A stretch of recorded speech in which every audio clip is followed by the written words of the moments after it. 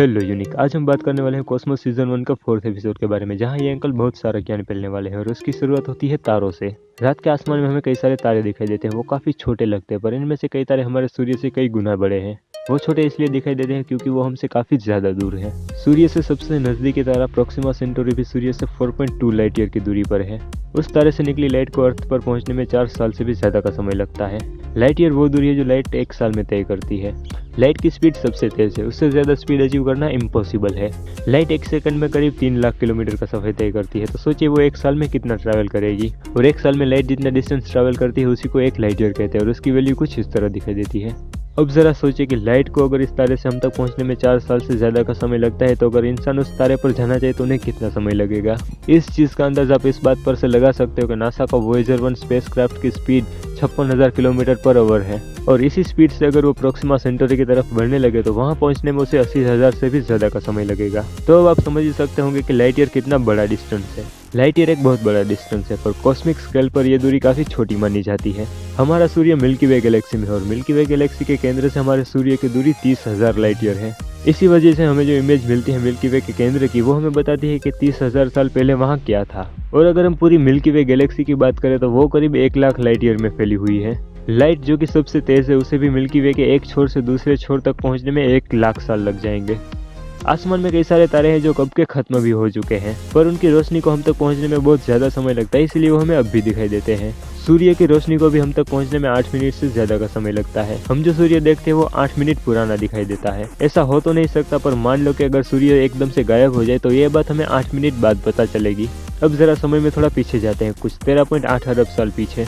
ये वो वक्त है जब ब्रह्मांड का जन्म हुआ था। ब्रह्मांड का जन्म हुआ है बिग बैंग से, जिसे लोग एक बहुत बड़ा धमाका मानते हैं, पर असल में ये बिग बैंग स्पेस का रैपिड एक्सपांशन है। बिग बैंग से स्पेस लाइट से भी ज्यादा रफ्तार से फैलने लगा, और जब ये घटना हुई तब स्पेस में सिर्फ रेडिएशन ही थी। और फिर उसके कुछ करोड़ साल बाद हाइड्रोजन और हीलियम के बड़े बड़े बादल बने, और इन्हीं बादलों से शुरुआती तारे बने। फिर ऐसे तारों ने मिलकर आकाश गंगाएं बनाई, और धीरे धीरे करके सारा यूनिवर्स बना। बिग बैंग के साथ एनर्जी और मैटर सामने आए, और 4 फंडामेंटल फोर्सेस भी, जिसमें से एक के बारे में न्यूटन ने पता लगाया था, और वो है ग्रेविटी। उन्हें ये तो पता था कि ग्रेविटी की वजह से सूर्य ने पृथ्वी और बाकी ग्रहों को अपने ऑर्बिट में जकड़े रखा है, पर वो काम कैसे करती है वो उन्हें पता नहीं था। बिना छुए सूर्य कैसे ग्रहों को बांधे रख सकता है, ये सवाल उन्हें बहुत परेशान कर रहा था। बाद में माइकल फेराडे ने पता लगाया कि हमारे पास फील्ड ऑफ फोर्स होती है, जिसकी मदद से ग्रेविटी को समझाया जा सकता है। फिर 1865 में जेम्स क्लर्क मैक्सवेल ने इलेक्ट्रिक और मैग्नेटिक फील्ड को मैथमेटिकल फॉर्मूलाज की मदद से समझाया और बताया कि ये फील्ड कैसे काम करती है। और फिर बारी आती है आइंस्टाइन की, जिन्होंने ब्रह्मांड को देखने का नजरिया ही बदल दिया। उन्होंने कल्पना की कि क्या होगा अगर हम लाइट की स्पीड से ट्रैवल करें। वैसे ये नेचर का नियम है कि कोई भी चीज जिसका कोई मास हो वो लाइट की स्पीड या फिर उससे ज्यादा स्पीड से ट्रैवल नहीं कर सकती। हम लाइट की स्पीड का 99.9% स्पीड अचीव कर सकते हैं, पर 100% लाइट की स्पीड अचीव कर पाना इम्पॉसिबल है। हमारे ब्रह्मांड में तारों और ग्रहों के अलावा भी बहुत सारी चीजें होती हैं, जिनमें से कई सारी चीजों को हम देख नहीं सकते, और उसका कारण है उसकी जबरदस्त ग्रेविटी। इस चीज की ग्रेविटी इतनी ज्यादा होती है कि उसकी ग्रेविटी से लाइट भी नहीं बाहर निकल पाती, और इस चीज को हम ब्लैक होल के नाम से जानते हैं। अगर कोई छोटा तारा किसी नजर ना आने वाली वस्तु का चक्कर लगा रहा है तो ऐसा पॉसिबल है कि वो एक ब्लैक होल का चक्कर लगा रहा हो। हमारी मिल्की वे गैलेक्सी के केंद्र में भी एक ब्लैक होल है, जिसे हम देख तो नहीं सकते, पर उसकी जबरदस्त ग्रेविटी के कारण हम उसका पता लगा सकते हैं। ब्लैक होल बनते हैं तारों से। अगर किसी तारे के पास इनफ मास हो तो वो एक ब्लैक होल बन सकता है। ब्लैक होल के बारे में बहुत सारे लोगों को लगता है कि वो सब कुछ निगल लेते हैं,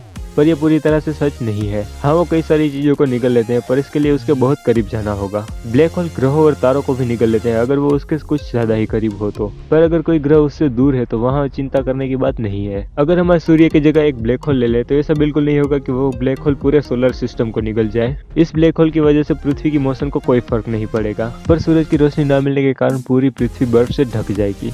हो सकता है कि वहाँ जिंदगी भी खत्म हो जाए, पर ऐसा तो बिल्कुल नहीं होगा कि वो ब्लैक होल पूरी पृथ्वी को निगल जाए। लगभग सभी आकाशगंगाओं के केंद्र में एक ब्लैक होल होता है। जब वैज्ञानिकों ने हमारी आकाशगंगा के केंद्र के अगल बगल देखा तो उन्हें दिखाई दिया कि केंद्र के आसपास के तारे कुछ ज्यादा ही स्पीड में किसी चीज का चक्कर लगा रहे हैं। उस चीज का मास काफी ज्यादा होना चाहिए, और वो चीज हमें नजर भी नहीं आती थी। तो हो सकता है कि वो एक ब्लैक होल हो।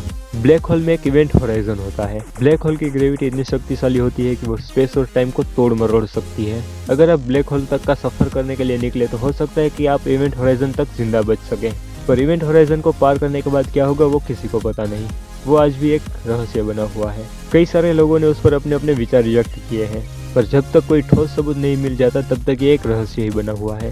आइंस्टाइन ने अपनी थियरी ऑफ रिलेटिविटी में बताया था कि स्पेस टाइम खींच या सिकुड़ सकता है और इसकी मदद से हम लाइट की स्पीड से ज़्यादा स्पीड में ट्रैवल भी कर सकते हैं। हो सकता है कि ब्लैक होल की मदद से आप स्पेस में कहीं भी आ जा सके अगर जिंदा बचे तो।